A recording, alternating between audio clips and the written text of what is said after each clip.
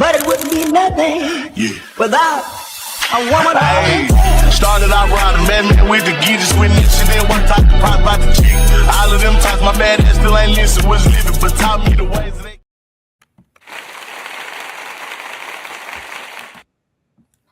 What's going on? Happy Friday, y'all. How's everybody feeling?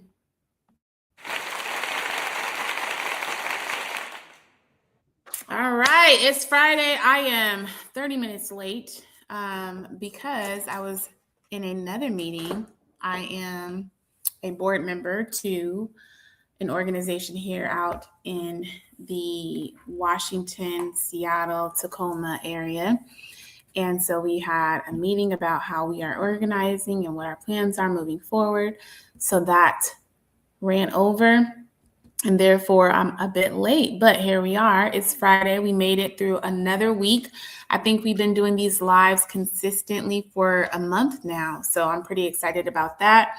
Feels like this is the great time to jump on and say hello to you. And for those of you who don't know, I am Danny Marie, your podcast bestie. I help businesses and creators use podcasting as a marketing tool so they can build trust with their audiences and turn listeners into customers through clear content strategies, systems, and training. By the way, if you don't have a podcast, that's okay. I also work with business owners and advertisers too. I help them get in front of the right audiences so they can increase their sales and brand awareness through podcast promotion, creator partnerships, and live activations. All right, we have a lot to talk about in this hour, starting with the Drake drop. He dropped 3 albums, and we want to make that the focus of our conversation today. But you know, we're here Monday through Friday, 12:30 p.m. Pacific Standard Time. And we're talking all things podcasting, AI with pop culture sprinkled in. So that is what we are talking about today before we get into all of the excitement about the Drake albums. Okay. So if you also don't know, we do a vocabulary word every time we're here live. And while that might feel very trivial, I think it's very necessary because we want you to be learning with us as we grow as podcasters and creators. And I really think that expanding your knowledge and your language of these technical terms helps you down the long run, the grand scheme of things. So our word for today is syndication. So when content gets distributed across multiple platforms, including networks, stations, or audiences, to increase reach and monetization, you are syndicated. You are trying to become syndicated. And one example of that is a podcast, right? Who starts off on a traditional podcast platform, and then it's just not the one, but now it's the 2 or 3 platforms like Amazon Music, YouTube Music, Pandora, Apple, Spotify, and then now radio stations, and then Netflix. So just all of these networks and radio stations and platforms that helps amplify your podcast. So that is the term syndication. Please store that in your memory bank. Try to use that sometime this week. And by the way, if you are new here, please say hello in the comment section. Let us know your name, your podcast name, and where you're tuning in from. So speaking of syndication, you guys, tomorrow is our regular podcast meetup. We do this every week at 10 a.m. Eastern Standard Time, and we try to do it around a theme, something to help our community of podcast peeps to evolve as podcasters. So tomorrow we're talking about how to get your podcast syndicated with our special guest, Mr. DJ Outlet himself. And let's give a round of applause to Mr. DJ Outlet because he's been doing this for a very long time. He is on radio. He has a platform, and he can definitely shed light on this important topic. I know that he's done things like working in partnership with like BET, and I know the BET Awards are coming up in June. So there's a lot of momentum. There's a lot of things happening right now in this season, things that you can jump ahead of. Make sure you are present tomorrow for our meetup. And the website, again, it's on the flyer. It's podcastpeeps.com. Podcast Peeps. Let me remove the banner so you can actually see. Podcastpeeps.com for more information. It's free to register. We don't charge you. We host, again, this meetup every Saturday. It is open to everyone. All right. So let's get into the AI talk before we get into Drake. I think that's important. Let's start with the technical stuff, and then let's end it with some pop culture, lighthearted stuff. All right, so YouTube and SiriusXM have became partners. The big podcast signal, YouTube partnered with SiriusXM to expand audio advertising across podcasts, music, and creator content. This matters because YouTube is no longer treating podcasts as just videos. They're officially building audio inventory, podcast infrastructure, creator ecosystems, and cross-platform audio monetization. So if you don't know what that means podcasting is starting to merge with radio, streaming platforms, TV, creator media, and ad tech. And podcasters who only think I just upload episodes, you are already behind. Also, Twitch. Twitch is rolling out dual format streaming, meaning creators can stream horizontal content for desktop and TV and vertical content optimized for phone at the same time. This is huge. Why? Because platforms are realizing people consume content differently depending on device, and the future is one recording distributed everywhere in different formats. I think YouTube has already done something like that, where you can feel like you're watching a long form video, but it still shows up vertically. And I just think that like they're on track, right? Because some people are watching on their television, some people are watching on their laptop, and some people are watching on their handheld devices.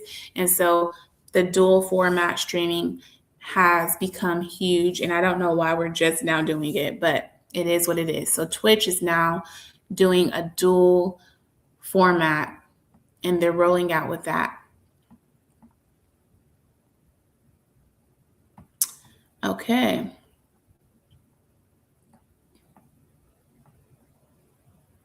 Also, Twitch is reportedly testing ways to fast track creators with existing audiences from platforms like YouTube, TikTok, and Instagram into monetization and partnership opportunities faster. So I think we're at a space, if you haven't been, haven't been tuned in, we're at a space where these platforms are competing with one another, right? Things are changing with AI and technology, and things are changing very quickly. And so you have the platforms that are making all of these shifts. For instance, Instagram, we talked about yesterday, they are using this new feature called Instants, which feels a lot like Snapchat. Well, why are they doing that when Snapchat is already doing that? They want you to live on their platform and not feel like you need to go anywhere else. And so a future conversation is, how do we create mega platforms? But I think for the most part, getting as many verticals on one platform is the goal. And so how can we keep you and engage you by providing to you all of these options is what many of these platforms, social media platforms are doing. So Facebook bought out, Instagram. So now Meta is Facebook Threads and Instagram. And Instagram is now doing things to take over, like CapCut. They have edits now. And now they're using Instance because it feels a lot like Snapchat. So they're trying to tweak things so you feel like you don't need to be on any other app. That is because the advertising dollars is what is sustaining these platforms, and we want to continue getting that money, right? So that's why I think you're starting to see all of these platforms shift. It feels like, why are you guys just giving us all of these different verticals on these platforms? It's because we want to keep people on the platforms, and whatever we can do to try to make that happen, we're going to do that. So when I think about this fast track to partner Twitch, testing ways to get monetization to people quicker, I think it's because we want to incentivize more of you content creators doing more content at a high velocity, so we can continue getting ad revenue trickling in. I just had a thought that I saw something on, I'm not even going to try to go down that rabbit hole, but I saw something that Tasha K was saying. I don't follow her, never listened to anything she said until yesterday. And Tasha K was basically saying, why would she up and root her platform just to go and be a part of like the TikTok? What they're doing right now is doing a lot of micro dramas. And so they're partnering with different platforms to do micro dramas. And so Tasha K, I believe, was saying, why would I go and do that? Leave everything I've built. I think she's built it up to like 900,000. She gets a lot of engagement. And so she's built it up, getting millions of views in a month. Why would, and many subscribers, I think 900K subscribers. Why would she do that if she was to leave everything that she created to go partner with one of these platforms, like say a TikTok creators platform? She's going to have to succumb to all of that. And mind you, she's not going to get all of what she's entitled to, because a lot of that, they want you to do the content and churn out all of this content to keep the platform running. But they're going to take their cut. They're going to take a large portion of that. So this is just the climate that we're in terms of content creation. We still have so much power. It's actually a big industry, the creator economy. But we just have to be careful and mindful when we're using these platforms. And again, going back to the conversation of ownership and IP, intellectual property, Spotify crashed yesterday, and I don't know how many people knew that, but we talked about that yesterday on yesterday's live. And just think about how the platforms are crashing. The algorithms are constantly changing. People are getting fatigued of trying to do all of the performance metrics. And that's because we're trying to feed the beast, the system, the algorithm, these other platforms. And so you're going to be seeing a shift in the creator economy, in the industry, where they're trying to churn as much as they can. And so they're going to be making these changes so that, we can stay ahead of the curve. So Twitch is reportedly testing ways to fast track creators with existing audiences from platforms like YouTube, TikTok, and Instagram into monetization and partnership opportunities faster. Because if we can get you guys incentivized about doing more content delivery, user-generated content for us, that means our businesses are not hung up, right? There's, momentum, which is what they want to create. So that means platforms are no longer waiting for creators to prove themselves from scratch. If you already built community elsewhere, they want your audience transferred over. So that's leverage. So you can think of it as that. Maybe you've gotten yourself, but so far you've plateaued, and maybe you joining a TikTok creators program makes sense for you for the next stage of what you're trying to get to. But someone like Tasha K, who's kind of superseded that, maybe doesn't make the most sense. But you just have to kind of know what your options are and what's happening and tracking the industry to make sure you're making the best executive decisions for your brand. Facebook Creator Fast Track. So Facebook also launched the Creator Fast Track, and this program includes boosted reel distribution, accelerated monetization, bonus incentives, stars access, subscriptions, and creator education dashboards. So Meta is basically saying, please bring your audience over here. That's why creators should never depend on one platform. Every platform is creating for creator attention right now. My thing is, and I had to learn this, and I get these really good nuggets as I'm a part of, like spaces on Fanbase, someone who's building this app and competing at the level of Facebook and Threads, Isaac Hayes the third. We get a lot of these kind of conversations of what's happening, right? What's the shift?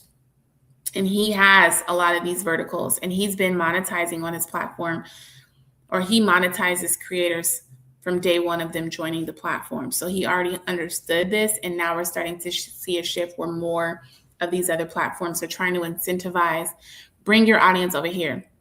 But the thing is, you have the power, right? Your audience, they want to follow you.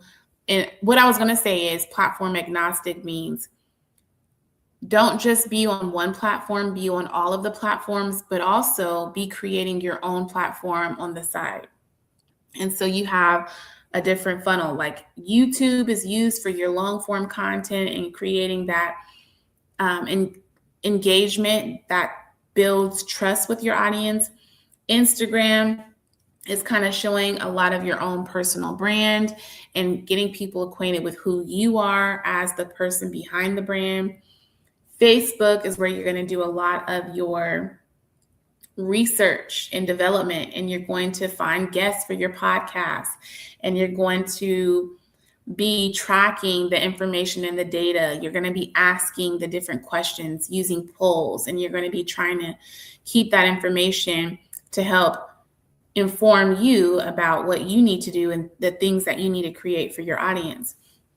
LinkedIn is where you're going to probably be pitching yourself as a guest on somebody else's podcast, or you're looking for expert level guests to be on your podcast, or you're just looking for people who are going to pay for the high ticket offers that you have in your funnel.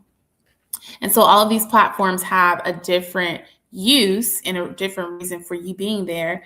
Keeping that in mind, platform agnostic means you don't just show up on one or two or three platforms. You show up and you are everywhere. You have a presence everywhere. Whether that means you are multi-streaming, multicasting, multi-posting, cross-promoting,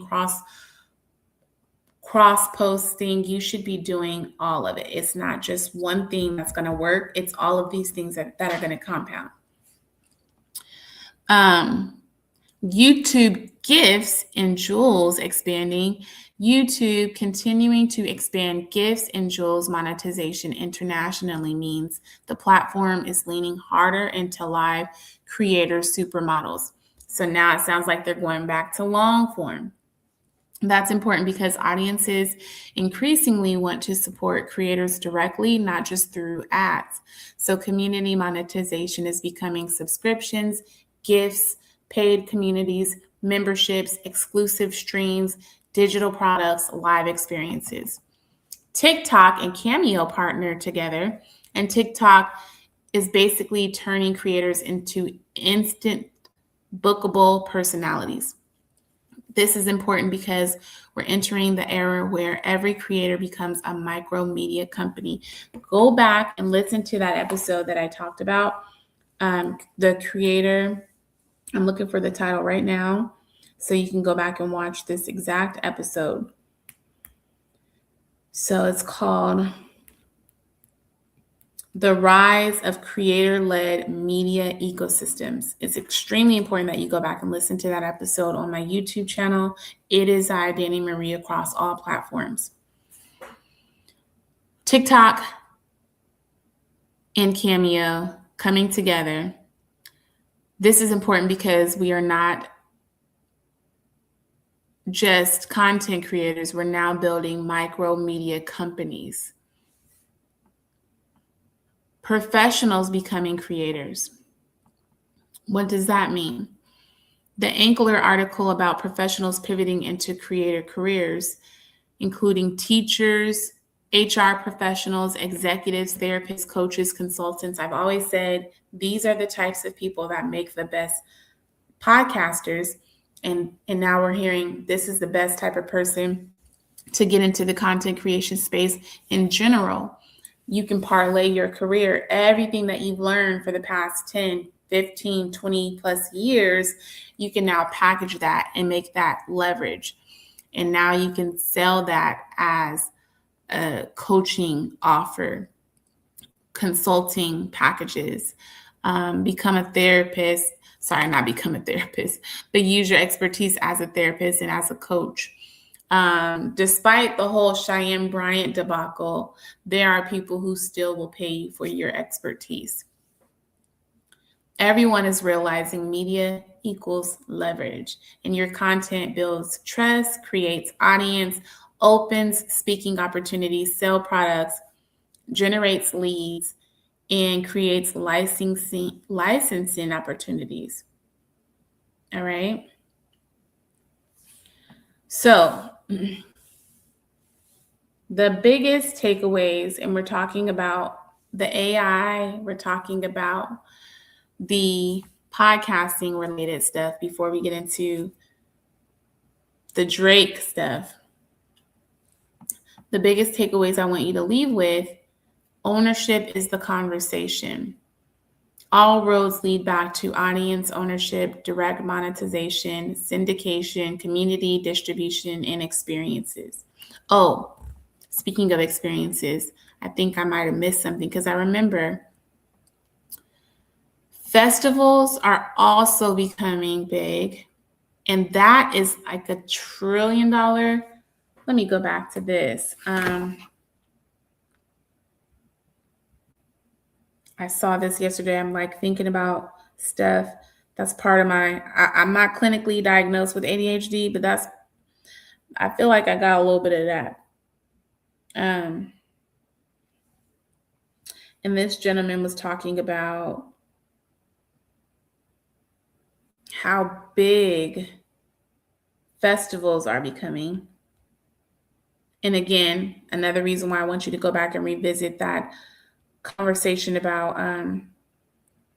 the creators are building their own media ecosystems. So let's listen to this. Event industry is upwards of $2.5 trillion. Let's see. Surging toward a $2.5 trillion future as live experiences continue to explode worldwide. And one of the biggest forces driving all of this, people 21 to 40 years old. They are leading the charge and powering demand across concerts, festivals, conferences, entrepreneurial gatherings, wellness events, networking experiences, and community-driven moments. Because as AI continues to scale and content becomes infinite, and as everything moves faster, more digital, real human connection is becoming increasingly All right. So because we're in a season where everything's just digital, we're in the digital era, festivals and conferences are becoming that much more popular and premium. And so again, to be a podcaster these days, it's not just doing a podcast and uploading an episode. It's you become the media outlet, you become the network, you become the festival, the conference, and you have all of these different tentacles under your business, under your podcast. So a lot of things to think about in terms of where we are as content creators, as podcasters, where we are in the digital landscape. Make sure you guys are paying attention and staying ahead of the curve and preparing for these things, even if you're starting small with like a monthly meetup and building your community one person at a time, until at some point you look up and now you're doing live shows, now you're doing festivals and conferences, and now you're getting access to bigger budgets and bigger sponsorship opportunities because you've found a way to bring all of these different elements together as your media ecosystem. So let me stop there. I'm going to check the comments to see how everyone is doing. I want to also remind you, tomorrow, again, 10 o'clock a.m. Eastern Standard Time, we are doing our podcast meetup. We're doing it with our partners at Too Hot Radio. DJ Outlet, the host of Too Hot Radio, is going to be joining us and talking about syndication. You can register on our website, podcastpeeps.com. And we look forward to seeing you tomorrow. All right, now let's get into the whole Drake. So, first of all, it's important to give this disclaimer that I'm only a stan of God, okay? I am not a diehard fan for any celebrity, any music artist. Now, do I typically have my fingers on the pulse? Yes, but also as a millennial person who will be turning 40 on Monday, a lot of this new stuff, I have not been, like, when we get a song, if you're a millennial like I am, it's rare that we get a song that just makes us want to listen to it over and over and over again. Back in the day, it was like that. We can run our CDs and just ride out and let the whole thing go through. It's rare that we have that now. So you might have a song from an album that you like, but it's not the full album, right? It's just one song. So it's been a very long time since I've really been enamored with the new music and sat with an entire album. So I will say that. And again, I'm not a stan of anyone. Now, if I had to list my top 5, I would say my top 5, this is my top 5. And mind you, I'm from Washington State. So it's not like we have an attachment to any one person, because a lot of times our music has to come from elsewhere.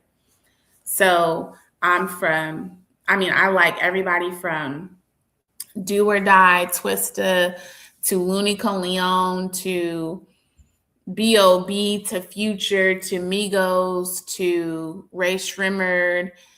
I like rap. I like hip hop, Ice Cube, to,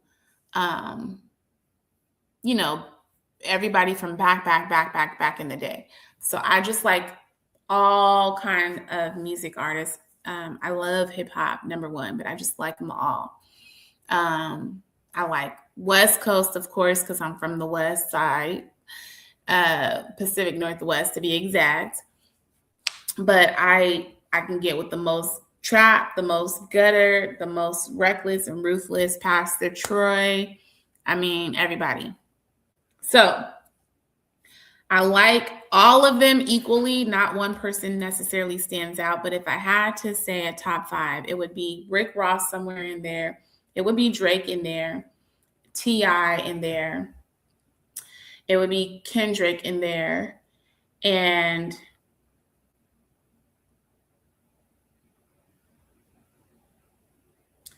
Drake, Rick Ross, T.I., Kendrick. I want to say J. Cole, but he's really not in my top 5. So those are my top 4 right now. I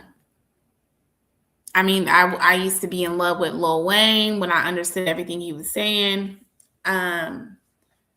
Young Jeezy, used to be real in tune with him. But as you kind of grow older, your taste buds change and your music choices change. So when it comes to Drake, though, the last album that I probably sat through Nothing was the same. Every song. In fact, I took my girlfriend, I bought us some tickets, and we went to go see Drake. When the whole Kendrick Lamar situation happened, I thought Drake was looking real bad out here, especially when it got to the point that he's now fighting the label and blaming the label. And he just looked like, I'm going to go, talk to the adult in the room because I'm not getting my way. So that's when I started to I'm not really rocking with Drake. If I had to choose, it would be Kendrick Lamar. My fifth, Nipsey Hussle. Nipsey Hussle, Drake, Rick Ross, Kendrick Lamar, and T.I. Those would be my top. So I haven't listened to a full album in a very long time. Cut to yesterday, Drake releases 3 albums. So he releases Hajibi, Iced Out, and I forgot the last one. Hold on.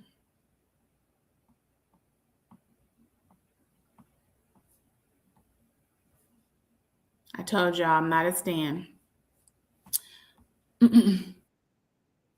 Is somebody messaging me and let me know because you know the answers? If you're following along. Iceman, Heavy T, and Maid of Honor. No, Hajibi and Maid of Honor. So those were the albums that he released. I did not see everything up leading to the release. So I know he did. He iced out a few things in Toronto. And he had a whole campaign leading up to the album drop. So I was not privy to all of that, did not catch up with all of that hoopla. But I did go listen. I sat in the car last night and I was listening. Nothing that I think he did warrants best album, the GOAT conversations. I think nothing that he did was classic music. We hear it this week and we have forgotten about it by next week. I don't think anything is worth going back and listening to. I will say I had a few favorites and most of them all came from the Iceman album. Specifically, I did like, he just released another one that was not on Iceman. I did like National Treasures. So I did like National Treasures. Don't mind that. And that came from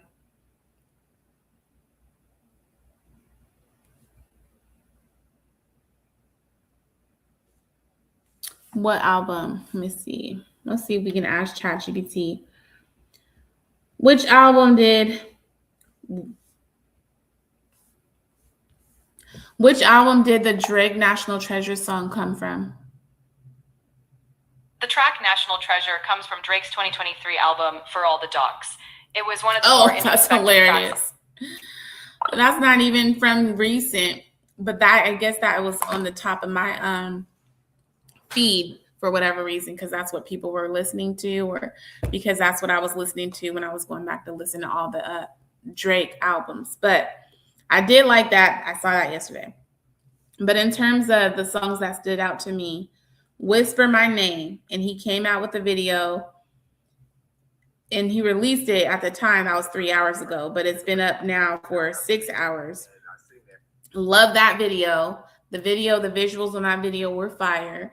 And before I saw the video, I had already made a post on Threads saying that was one of the songs of his that I liked. So my favorites were, and I'm going to tell you about something else I saw that stood out to me about the whole rollout. I liked Plot Twist, Shebang, and Whisper My Name. Those were my favorites, which just all happened to be on the Iced Out album. Could not get into Habibti, and I could not get into Maid of Honor. Could not get into it. I did not like them. Now, something interesting that I saw, which was a post shared by Isaac Hayes III. I think Isaac is certainly a stan of Drake's, but he says Drake just dropped 3 albums at once: Iceman, Habibti, and Maid of Honor. This move had fulfilled his commitment to Universal, and right now every major label in America and around the world is calling his phone trying to land the most valuable free agent in the music history. So when he said that, I didn't realize that this was probably a strategic move to get Drake himself out of his obligation to Universal. But yesterday, when I posted my critique of everything, I mean, I guess you could say it was early this morning, not necessarily yesterday, because it had to be around midnight. So I said, I'm trying to review Drake's recent album releases, and honestly, this line was probably the realest he said. Really can't find the words, you niggas is birds. I wish that I knew what to say. Really can't find the words, you niggas is birds. I wish I knew what to say. I was like, that's the realest thing he said, because I feel like you didn't know what to say, and so you just threw everything out there with these 3 albums. But Isaac saying that he was just throwing out his last 3 pieces of work to fulfill his obligation makes sense, because that's what it feels like. It feels like this is not classic music. This is fulfilling an obligation, getting this out so that I can move on. I said, it feels like a whole lot of talking without really saying much, almost like dropping 3 albums was supposed to make it feel better than it actually was. Like, if I throw out enough music out there, maybe something will stick. And don't get me wrong, Drake is a national treasure.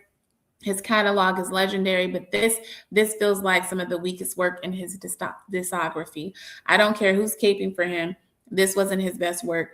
Now, were there a few standouts? Absolutely. Plot Twist, Whisper My Name, and Shebang were probably the strongest tracks for me, and I stand by that.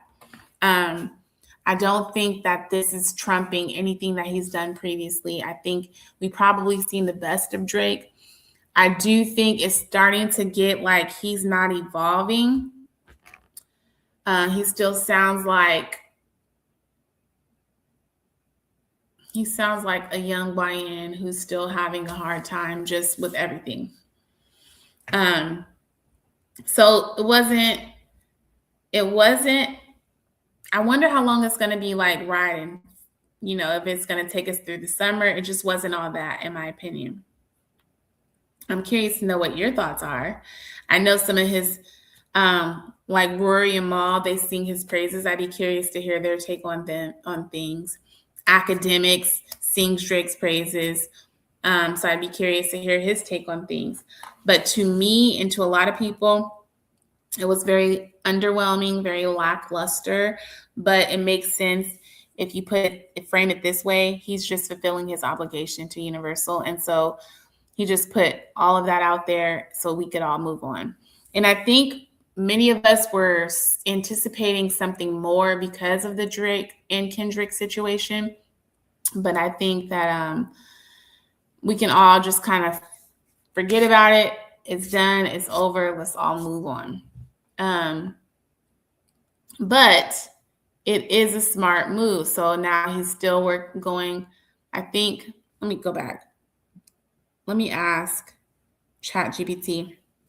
So I know Drake was going back and forth with his label, with Universal, and he was suing them, especially post the Kendrick and Drake beef.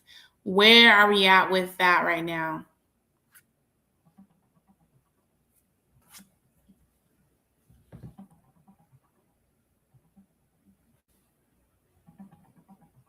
So Drake sued his label Universal after Kendrick Lamar's diss track accused him of serious things, claiming they promoted it in a defamatory way. A judge dismissed Drake's lawsuit last October, saying the lyrics were just typical rap exaggeration. Drake is now appealing that decision, but as it stands, Kendrick is seen as having won that beef.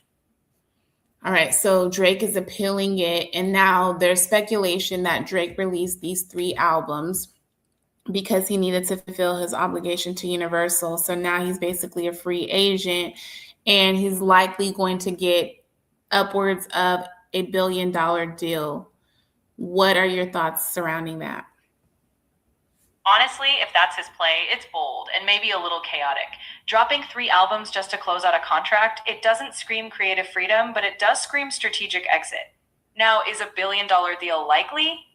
Maybe. Drake's a giant, but that kind of number is wild. Still, if he's a free agent, he's definitely in a position to negotiate something massive. But if the music doesn't hit, no label's cutting a check just for his name. He needs to drop heat, not just quantity. All right, so there we have it, folks. But again, as podcasters, as content creators, these things are important just so that we have our fingers on the pulse, right? Especially if we have a responsibility and duty to report and use our platforms to speak out on certain topics, but also it's important to be educated. Ownership is a topic we should all be very interested in. What does it look like to build up a discography, or in our case, a portfolio or digital assets to then partner with a big brand? Sometimes, like in the case of Netflix with The Breakfast Club, we were expecting that when the announcement came out, we were so happy for The Breakfast Club, but we did not expect that The Breakfast Club would no longer be on YouTube. So many people are no longer supporting The Breakfast Club because it requires for them to go to Netflix to watch an episode. Whereas before, we could be moving around, we can be listening to Netflix. We could be listening to YouTube or the podcast that we love from our phone, but Netflix has a stipulation where The Breakfast Club cannot be on YouTube. All of their content has to go to Netflix.